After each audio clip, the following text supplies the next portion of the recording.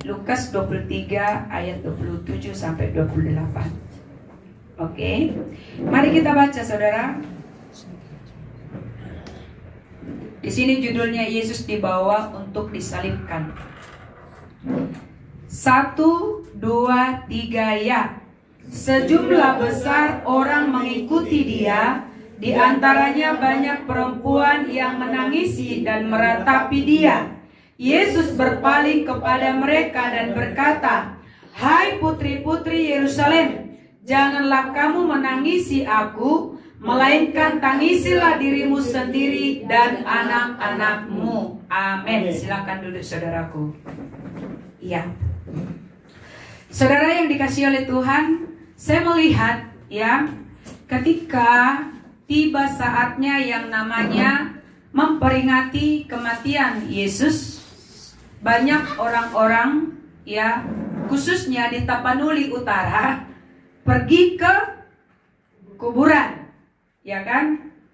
Nah, jadi pergi ke kuburan memperingati kematian Yesusnya, tetapi banyak orang pergi ke kuburan gitu. Jadi mereka menganggapnya juga memperingati kematian orang-orang yang dikasihinya, keluarganya. Ya. Tapi saya mau bilang begini kepada saudaraku yang dikasihi oleh Tuhan, ketika kita memperingati kematian Yesus, kita berkata kepada diri kita, apa sih sebenarnya makna kematian Yesus bagi kita? Tetapi banyakkan orang ketika memperingati kematian Yesus, mereka pergi ke kuburan suaminya, kuburan istrinya, kuburan orang tuanya, opungnya, ya, keluarganya. Dan di sana mereka melakukan pembersihan. Ada juga banyak di antara mereka juga yang mengambil tanah yang baru untuk ditimbun ulang, lalu ditanam di situ bunga-bunga, lalu di situ mereka juga menangis-menangis, lalu juga mereka di situ mengajak berbicara orang matinya. Coba jujur dulu yang di sini, yang pernah melakukannya siapa? Angkat tangan. Ayo, yang pernah melakukannya? Iya. Pernah melakukannya, pergi ke kuburan pada saat memperingati kematian Yesus, dibersihkan kuburannya, ya kan? Lalu ditaruhkan di situ bunga-bunga, ditaburkan, diajak berbicara orang matinya, atau dimersuap-mersuap, ya, cuci muka maksudnya, cuci muka. Lalu setelah itu diajak ngomong orang matinya, opung, masarma, todimu, tusude poparamu, bahasa Batak. Bahasa Indonesianya itu apa ya? Ya, apa bahasa Indonesianya Mustopun? Masaur itu apa bahasa Indonesia masaur? Kan bahasa apa itu masaur? Ya itu dah, apa bahasa Indonesianya maksudku? Itu kan. Nah, jadi masaur mah todimu tusude por paranmu. Begitu. Lalu diajak ngomong, lalu berdoa di situ. Nah, coba angkat tangan tadi. Ayo, yang pernah melakukannya. Oke. Nah, saudaraku yang dikasihi oleh Tuhan, saya mau bilangnya, ada banyak cara iblis memutarbalikkan kebenaran. Ya, kita harusnya memperingati kematian Yesus, tetapi yang kita peringati jadi kematian saudara-saudara kita, ya kan? Yesus kan sudah bangkit, sedangkan saudara-saudara kita belum bangkit. Lalu juga saya mau bilang begini, apa yang dialami oleh Yesus itu tidak sama seperti yang dialami oleh manusia biasa. Karena orang yang hidup dengan yang mati sudah tidak ada hubungan. Yesus kan dia nggak mati selamanya, dia bangkit. Nah, lalu juga di dalam hal ini dia adalah Tuhan.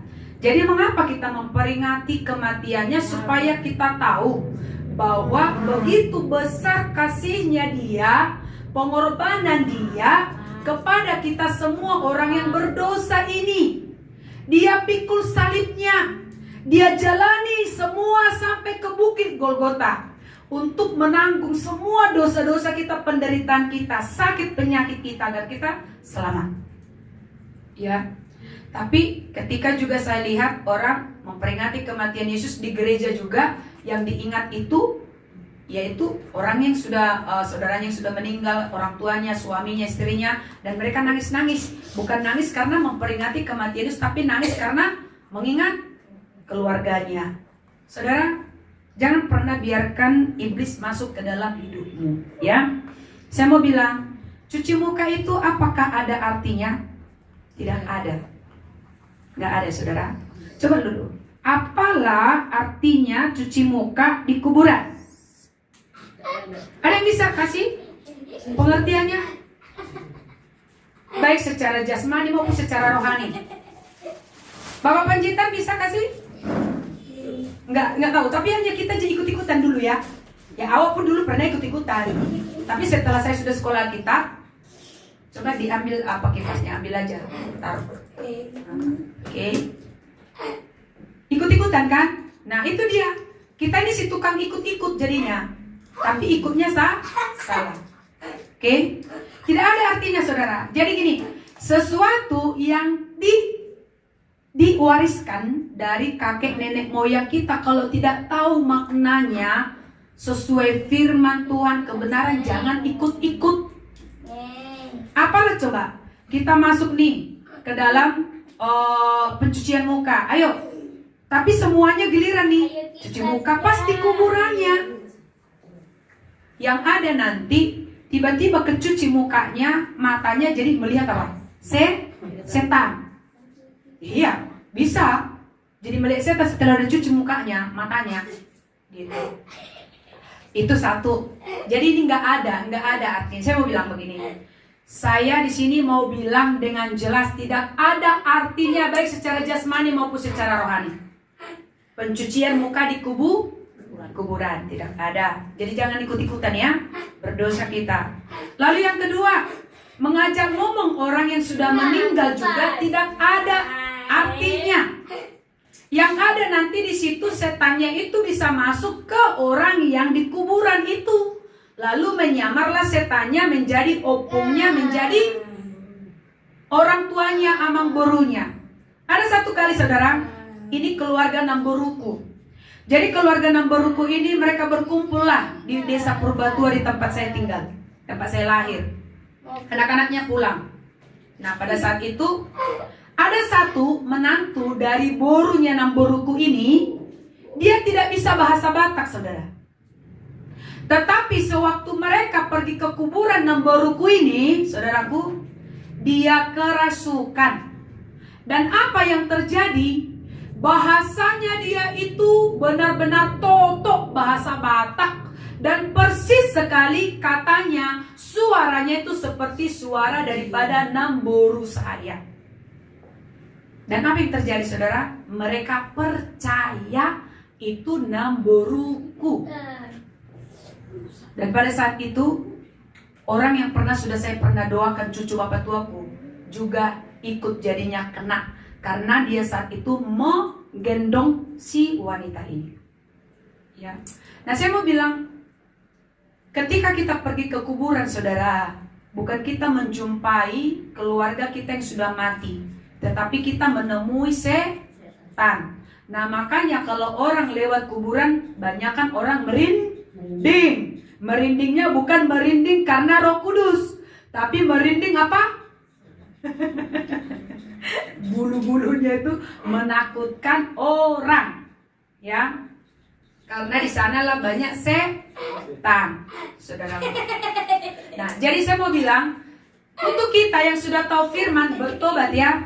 Tapi kalau kalian bertanya kepada saya, Inang, Ibu, bisa nggak saya contoh nih supaya tidak hilang kuburannya itu? Atau umpamanya ya biar tetap terlihat gitu kuburannya itu dibersihkan. Ya nggak apa-apa kalau dibersihkan, nggak masalah.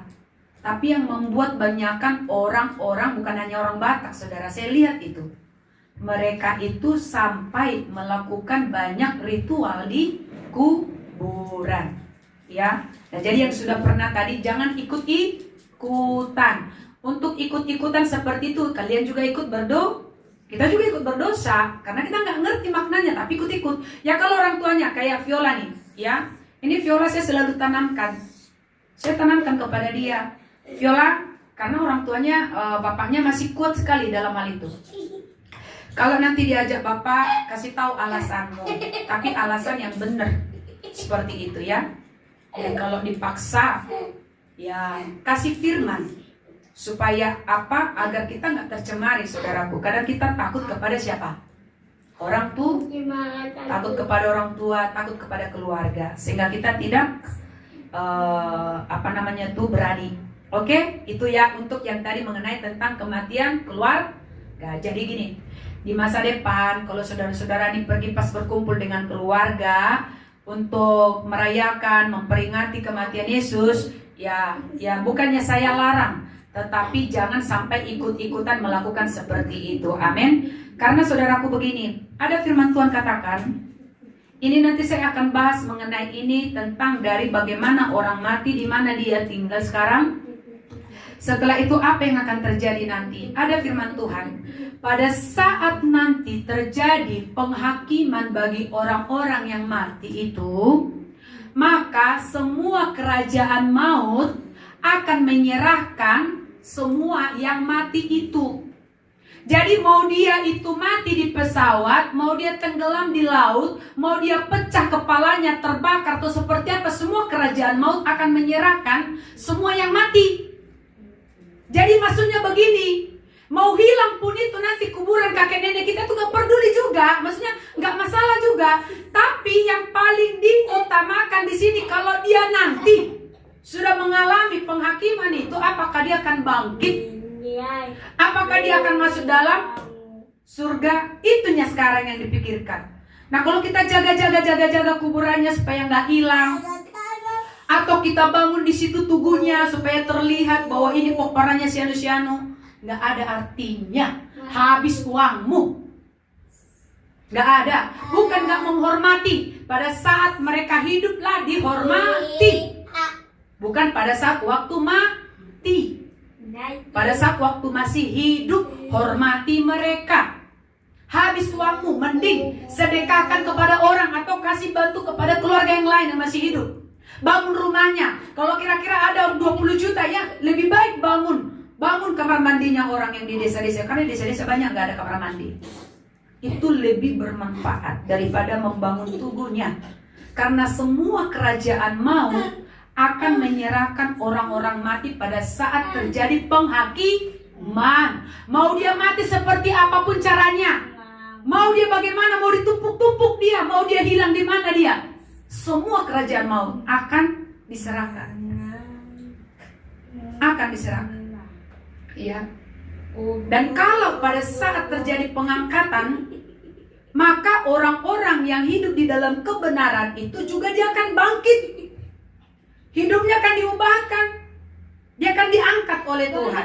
Mau mati secara apapun dia, kalau hidupnya selama di dalam dunia ini benar, sewaktu dia hidup, dia akan bangkit. Mau dia mati bagaimanapun, mau gak kelihatan pun kuburnya sekarang, mau dia gak pernah dikubur, mau pecah kepalanya di lautan sana karena dia terbakar oleh karena pesawat. Itu prinsipnya, saudara. Jadi jangan kita mengira bahwa orang jadi jaga-jaga kuburannya supaya nggak hilang kuburannya. Ya ngapain kita jaga-jaga dia? Orang dia sudah mati. Sekarang pertanyaan, rohnya ada di mana? Oke, itu untuk mengenai tentang yang orang mati. Kita lanjut. Tadi di sini Yesus katakan kepada putri-putri Yerusalem. Siapakah putri-putri Yerusalem itu? Pada saat itu wanita-wanita yang mengikut dia, saudara, menangisi dia karena melihat penderitaan Yesus pada saat itu.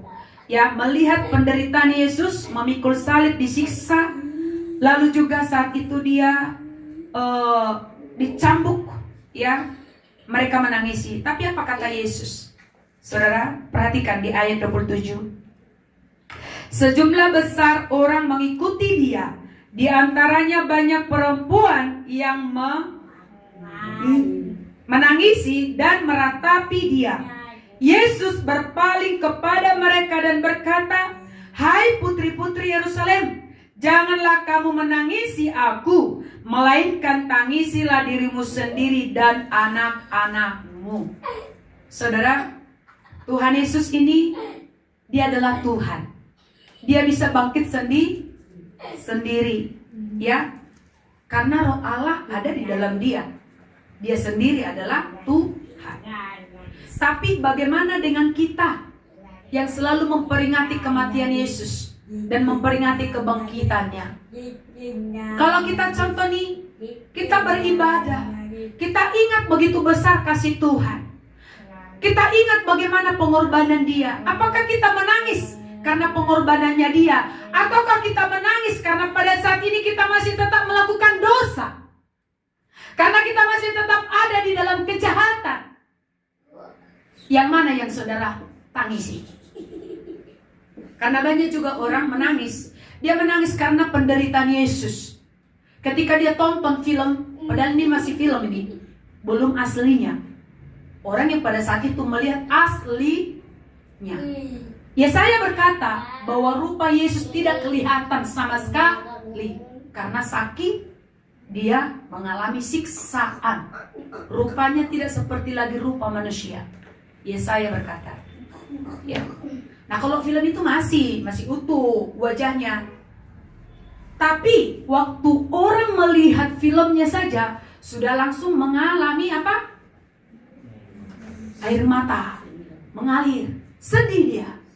Tapi sekarang pertanyaannya, apakah kita menangis karena kita melihat filmnya?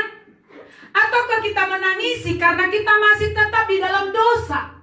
Kita belum bisa berubah, kita belum benar-benar bertobat. Padahal dia sudah mengorbankan dirinya di kayu salib untuk kita. Yang mana yang sebenarnya kita lakukan? Harusnya kita harus menangisi diri kita sendiri, karena kita masih belum bisa bertobat.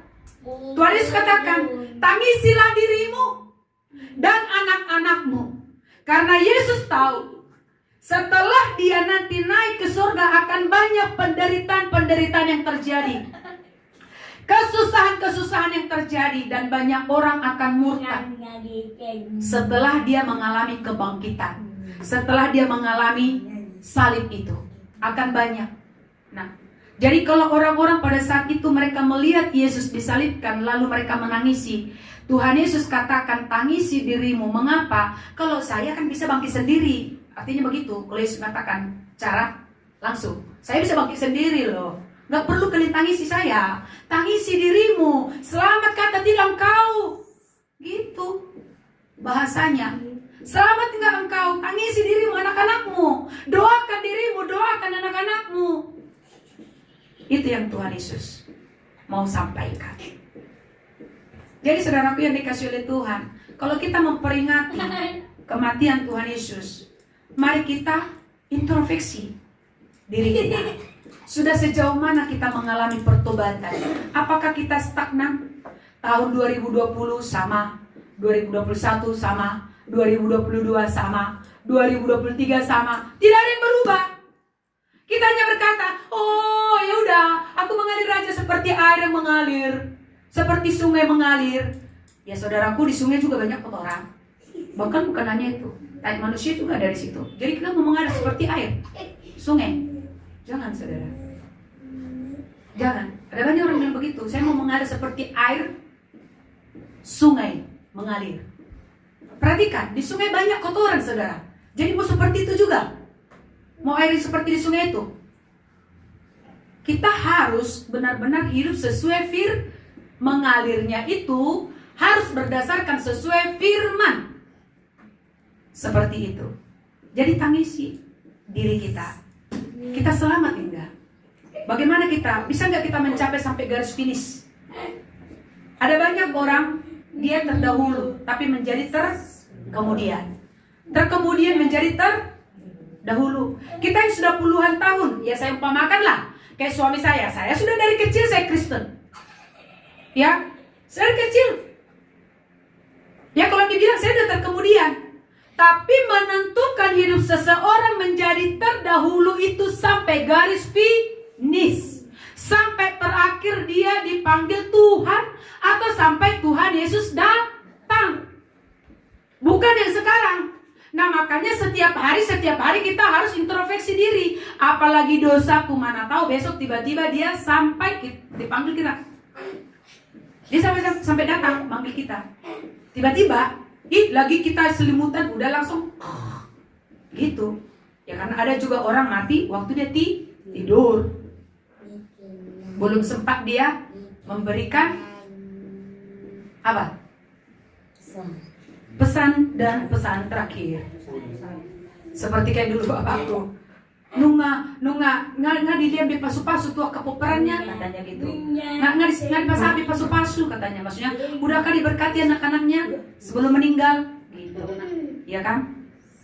Saudara, Tuhan datang. Tidak pernah kita bisa prediksi kapan dia datang.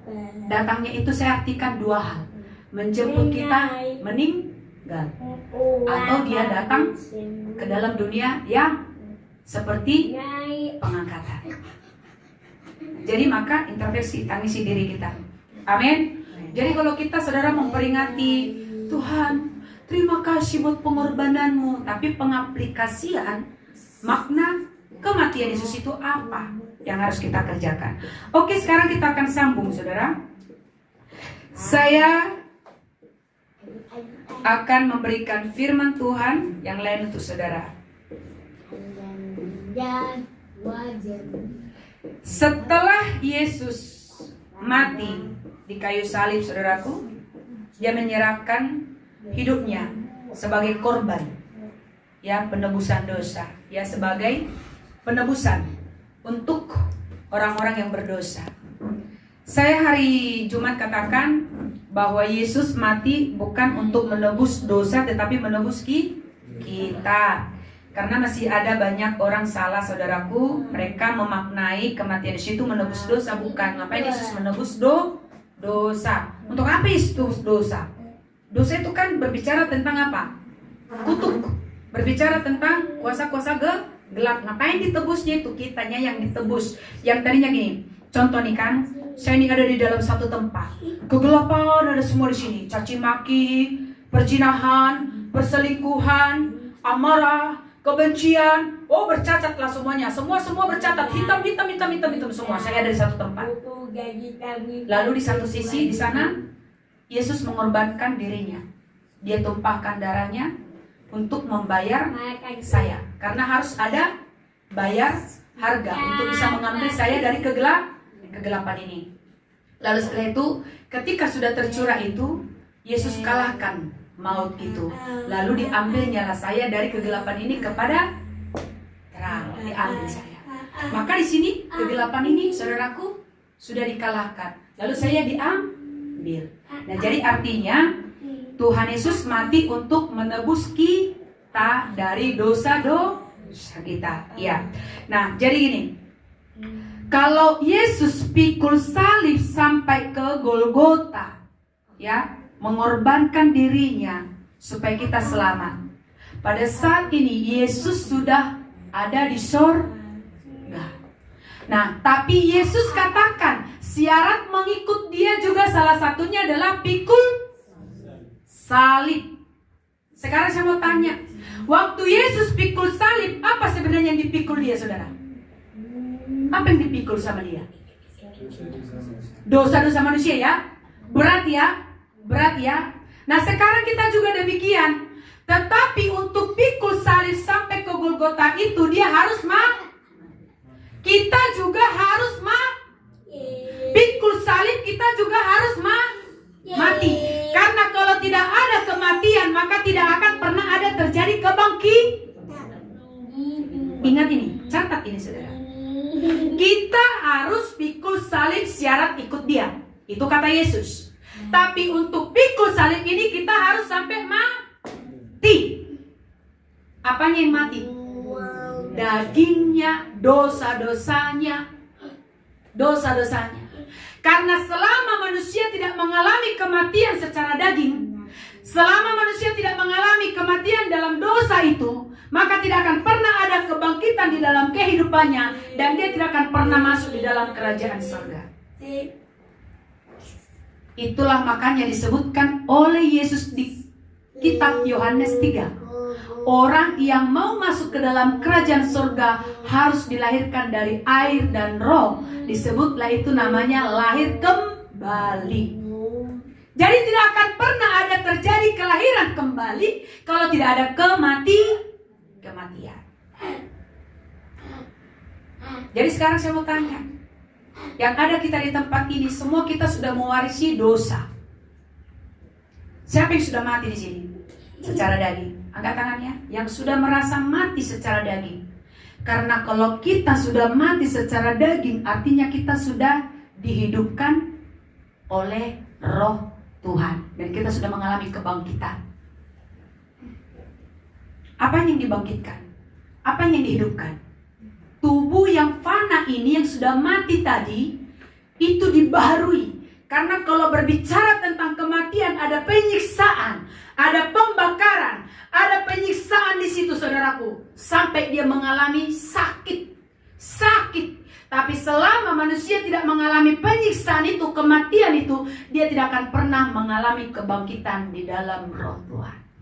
Tidak akan pernah. Jadi kalau saudara-saudara masih setengah sakit, artinya belum benar-benar mati. Ya, belum. Nah, jadi coba kita ini. Itu sekarang saudara, jadi gini, jangan kita memaknai kematian Yesus, kebangkitan itu hanya udah selesai, pasca, selamat hari pasca. Itu kata-kata kepada orang. Tapi itu terus, setiap tahun itu terus yang terjadi. Sudah berapa persen kita mati di dalam daging? Itu terus harus kita kejar. Yang harus kita usahakan. Seberapa besar kita sudah mati. Karena kalau belum total kita mati, belum bisa kita dibangkitkan, saudara. Dan kita tidak akan pernah bisa menyatu dengan Tuhan. Perhatikan ini, ingat ini, saudara. Jadi kalau kita masih gampang marah, gampang tersinggung, gampang sakit hati, gampang berkata-kata kotor, gampang menghakimi orang, gampang, mudah untuk mengejek orang, ya, mudah melakukan, pokoknya banyak segala dosa. Artinya karena kita belum mati di dalam daging, kita masih hidup di dalam daging, hidup. Karena kalau lebih banyak itu yang berbicara, berarti dia masih hidup di dalam daging.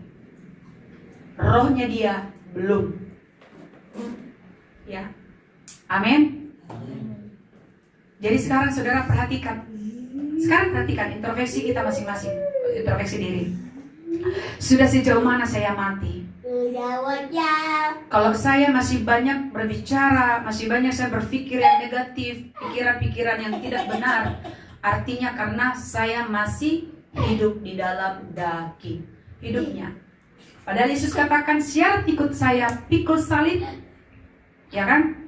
Sangkal diri, harus rela kehilangan nyawanya, kehilangan dunianya untuk ikut dia. Tapi bagaimana kita? Kita sendiri aja sayang sekali sama daging kita. Gimana kita bisa mau ikhlaskan kita kehilangan nyawa? Oke, saudara, mari kita buka di dalam Roma 8 ayat 5 sampai 11. Tolong Tabita baca. Pakai mic ya. Roma 8. Baik, Roma 8 ayat 11. Ayat 5 sampai 11. Ayat 5 sampai 11, beginilah firman Tuhan. Sebab mereka yang hidup menurut daging memikirkan hal-hal yang dari daging. Mereka yang hidup menurut roh memikirkan hal-hal yang dari roh. Ayat 6. Karena keinginan daging adalah maut, tetapi keinginan roh adalah hidup dan damai sejahtera. Ayat 7. Sebab keinginan daging adalah perseteruan terhadap Allah, karena ia tidak takluk kepada hukum Allah. Hal ini memang tidak mungkin baginya. Ayat 8. Mereka yang hidup dalam daging tidak mungkin berkenan kepada Allah. Ayat 9.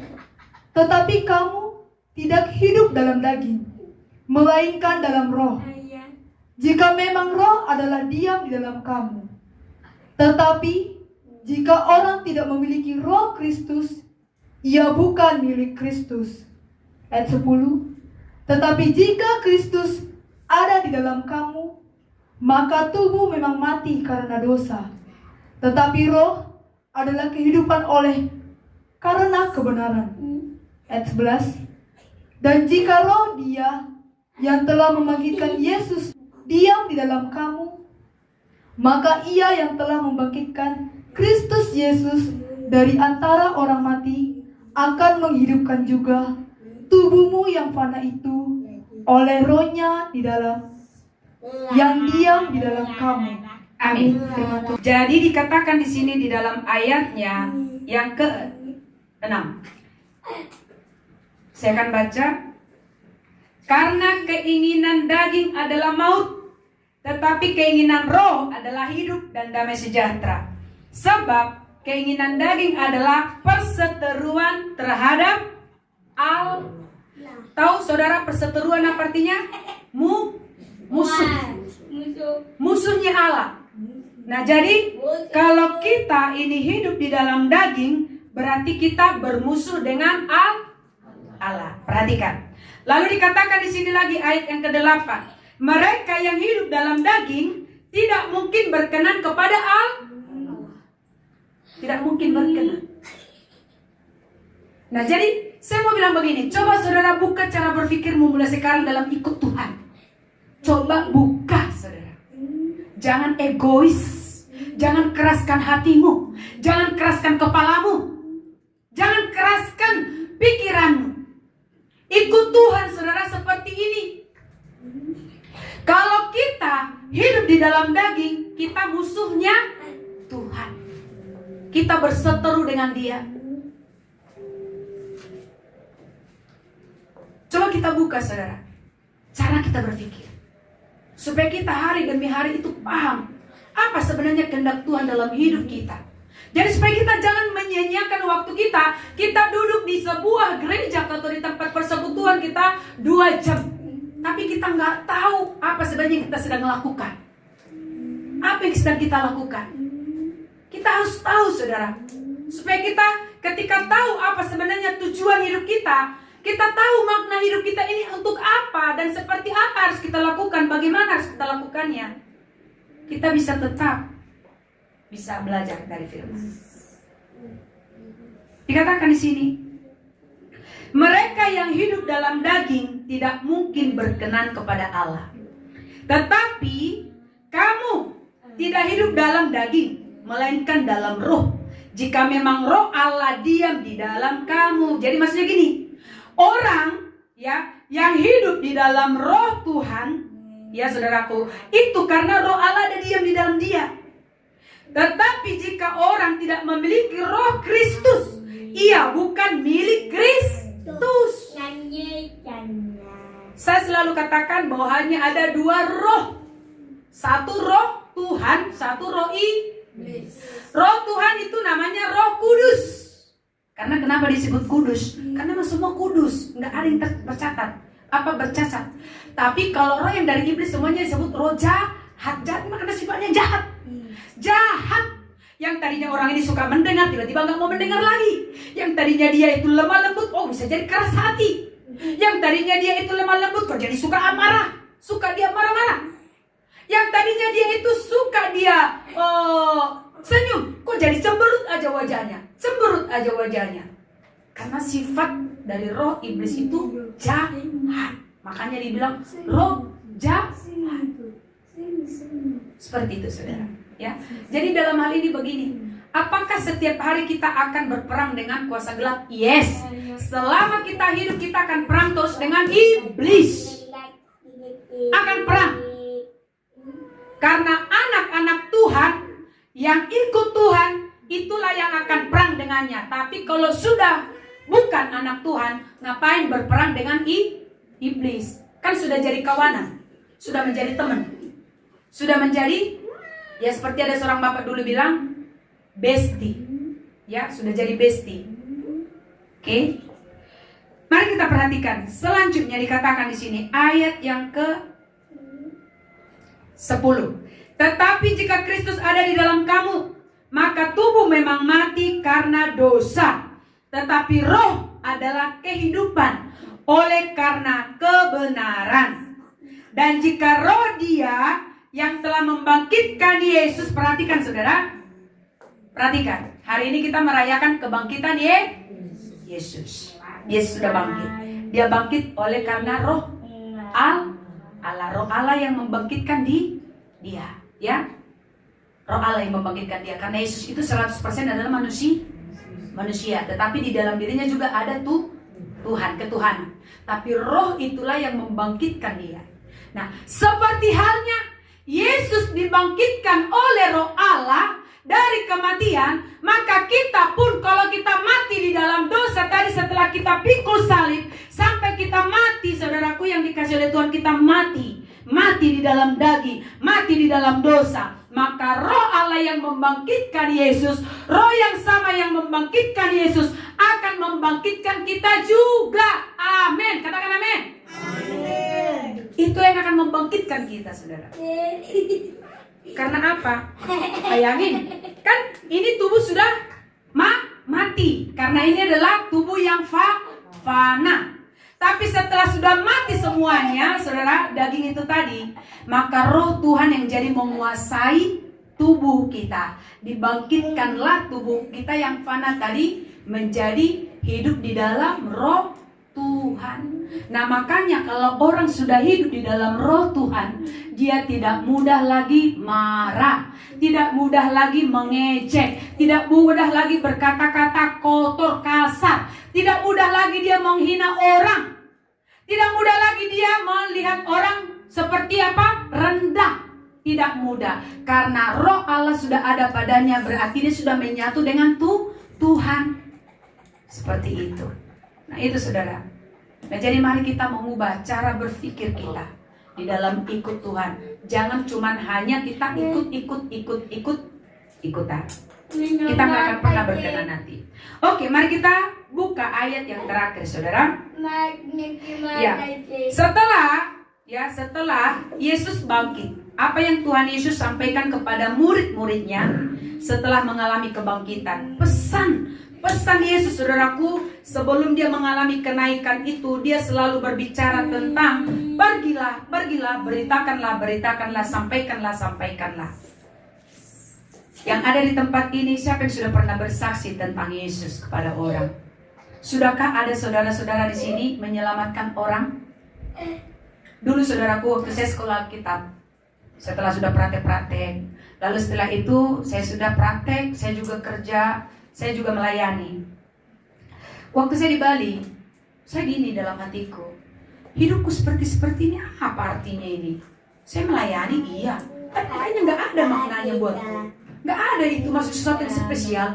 Saya ngajar sekolah minggu aja, ngajar sekolah minggu, gini gitu. Tapi saya pengen maksudnya sesuatu terobosan. Saya pengen maksudnya bagaimana cara mengambil orang dari kegelapan itu, gitu istilahnya. Gitu, ditarik gitu loh, diselamatkan jiwanya gitu loh. Tapi kalau kayak gini-gini apanya ini? Saya merasakan stagnan, saudara, dalam pelayanan pada saat itu. Saya ingin mengalami terobosan dalam hidup saya. Saya ingin, saudaraku. Saya nggak mau yang hanya begitu.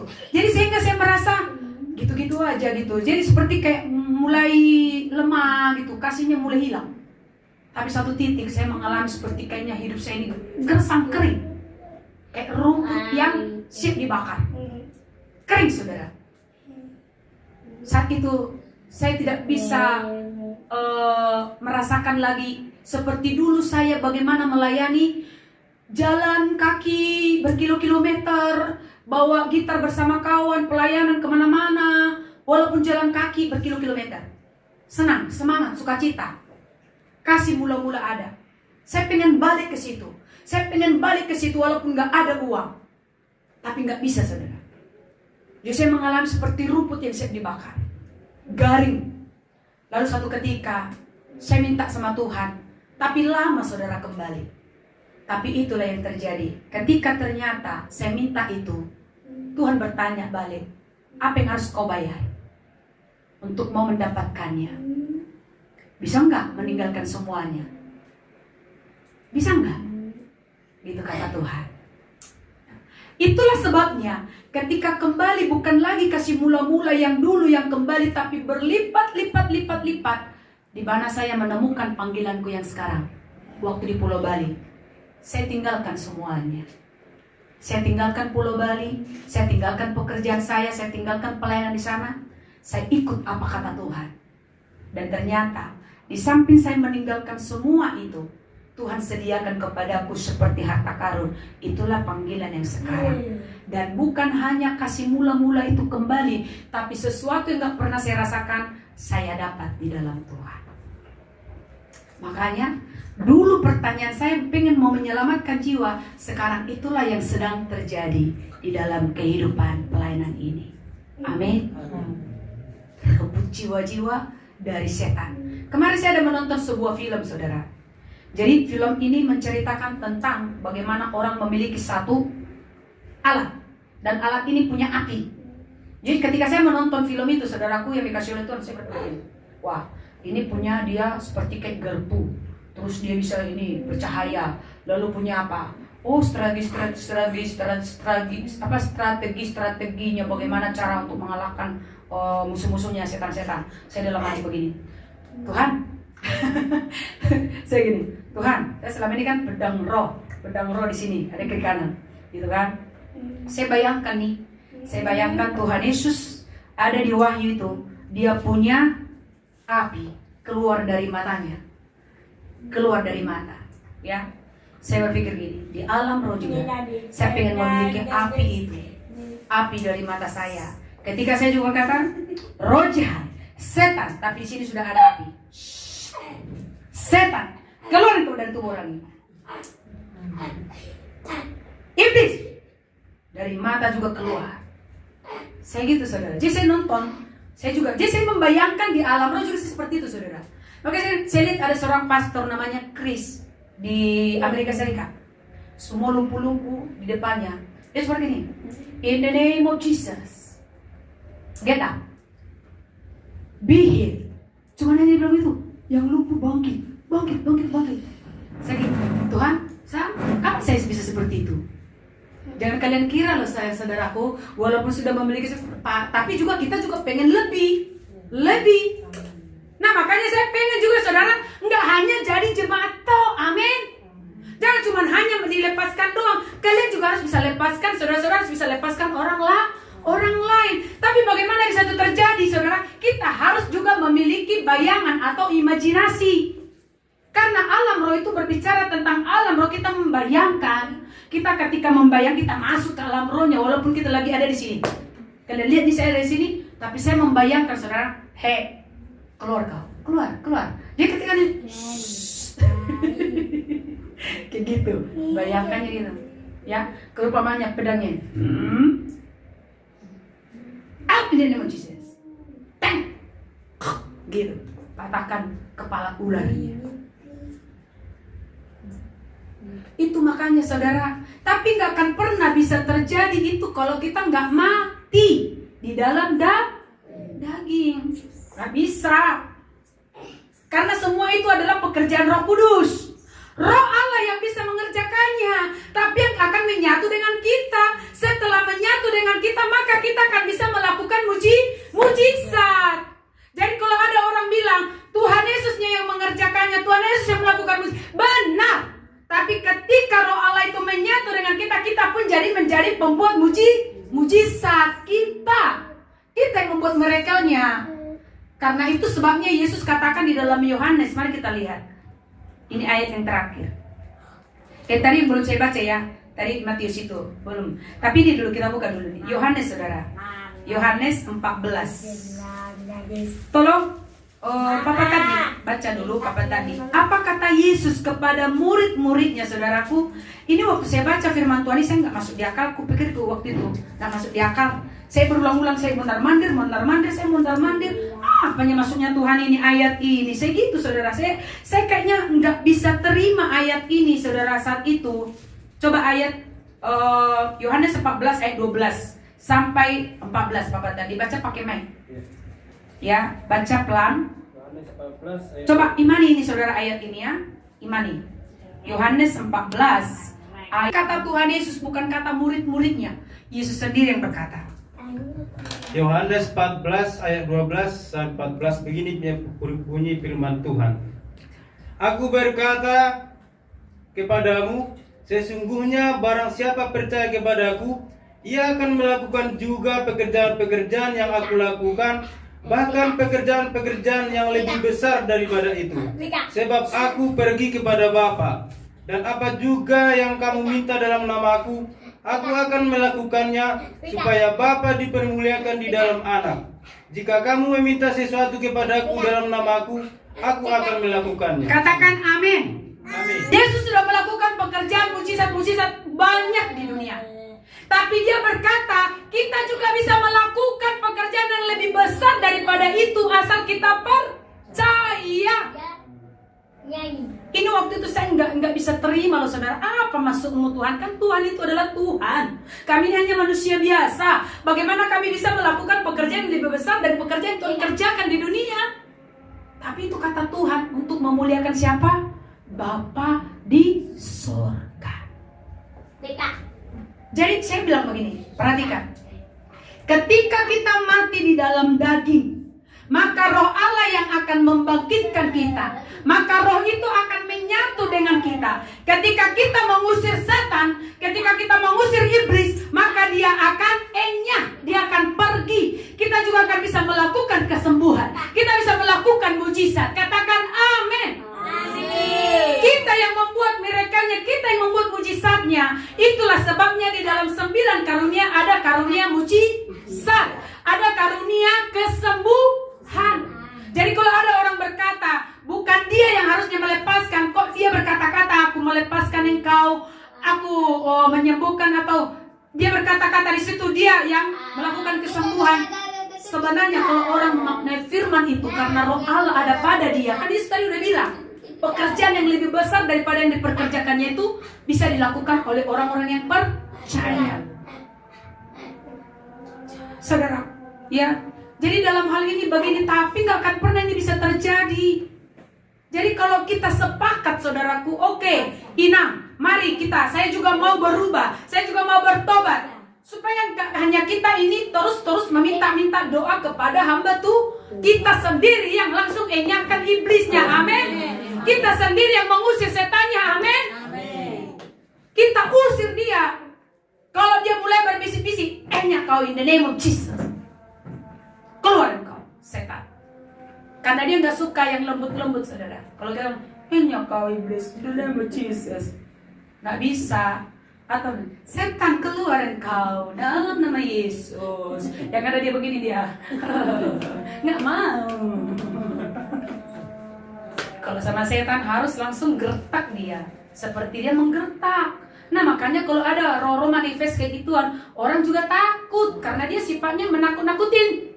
Ya, suaranya bongor, dia gituin, udah langsung si Anugerah lari ke kamar. Iya, karena sifat iblis sudah menakuti.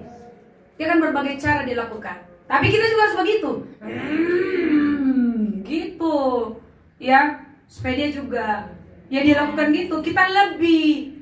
Tapi kita nggak akan pernah bisa melakukan itu kalau kita nggak penuh dengan roh Tuhan. Nggak bisa. Yang ada di gini, sok-sokan kau harusnya juga marah-marah aja kerjamu. Kau juga selingkuh. Digituin. Kau ini nonton pornografi. Kau ini masturbasi. Kau ini juga cari maki-maki orang. Dok sok-sok kau usir aku. Gitu dia. Gue sok-sok usir aku. Kau pun begitunya. Nah, jadi makanya kalau kita mau hidup dalam roh Allah, kita harus mati. Jadi dia nggak akan pernah dia mengambil apapun untuk menyerang kita. Nggak akan bisa ya. Nah jadi itu sebabnya saudaraku. Jadi makanya tidak bisa banyak orang mengusir setan. Karena udah langsung, belumnya setannya ngomong sama dia, tapi udah bagaimana nanti kalau dia ngomong kayak gini sama aku. Kayak ada dulu katanya, ada seorang pria bercerita sama saya. Dia bilang, Ibu Pendeta, pernah dulu ada melayani keluarga aku, abang saya katanya. Tapi setannya itu ngomong gini sama pendeta, kau pun begitunya katanya sama pendetanya. Sudah dalam hatiku gini. Iya, jadinya apa yang terjadi? Nggak jadi pelepasan. Kau pun begitunya kata setannya sama si pendetanya. Malu pendetanya. Ya. Nah makanya itu sebabnya banyak hamba-hamba Tuhan yang mengatakan dia hamba Tuhan, atau banyak pendeta-pendeta nggak berani usir setan. Karena apa? takut dia nanti dibongkar. Itu sebabnya. Jadi kalau mau mengusir-ngusir setan, sudah nggak ada pada dia itu senjatanya si iblis untuk nyerang dia. Nggak ada. Amin. Jadi hamba Tuhan ini bukan hanya pendeta. Siapa hamba Tuhan? Semua anak tuh. Coba tanya dulu ya, kalau bukan hamba Tuhan nih. Tapi kan kalau bukan hamba Tuhan berarti hamba apa?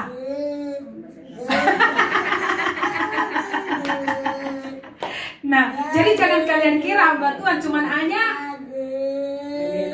yang sudah sekolah kitab, yang berdiri di podium. Semua anak-anak Tuhan adalah hamba Tuhan. Kalau bukan hamba Tuhan berarti hamba iblis. Orang berpikir cuma hamba Tuhan yang berkhotbah-khotbah, hamba Tuhan enggak. Gitu. Nah, jadi hamba Tuhan itu adalah anak Tuhan. Anak Tuhan itu orang yang percaya, karena firman Tuhan berkata, bukan yang kepada sekolah teologi dikasih karunia, bukan yang pendeta dikasih karunia, kepada orang yang percaya, ya, yang hidup di dalam roh Tuhan. Oke, ayat yang terakhirnya tadi, saudaraku. Mari kita buka Matius 28. Ayo kita sama-sama bangkit berdiri. Inilah amanat agung. Inilah saudara perintah Yesus untuk kita lakukan di dalam hidup kita. Ya, setelah Yesus mengalami kebangkitan, inilah pesan dia, saudara. Ini pesan dia, saudara. Ini pesannya untuk kita juga yang ada di tempat ini.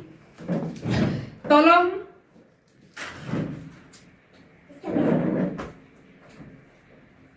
Ibu Sitompul baca dulu ya. Kasih dulu mic-nya kepada Ibu Sitompul. Oke, Matius 28.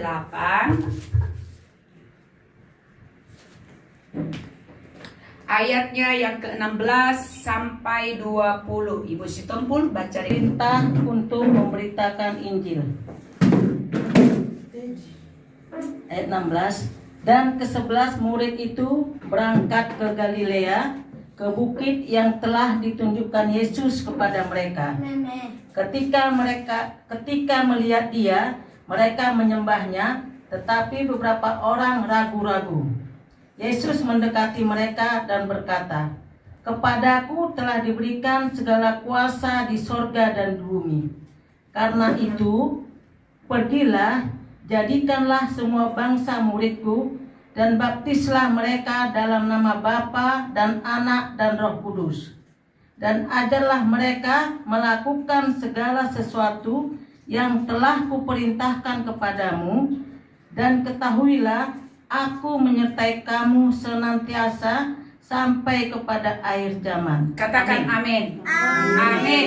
Nah, apa yang mau dia beritakan kalau dia sendiri belum belajar? Jadi harus jadi murid dulu supaya dia bisa, saudaraku. Karena murid ini akan memuridkan dan memuridkan dan memuridkan. Dia akan tidak akan beda dengan gurunya. Seperti itu, terus bergenerasi, regenerasi terus sampai selanjutnya. Haleluya. Amin. Puji Tuhan, saudara. Mari kita persiapkan hidup kita untuk masuk di dalam perjamuan kudus. Haleluya. Silakan duduk.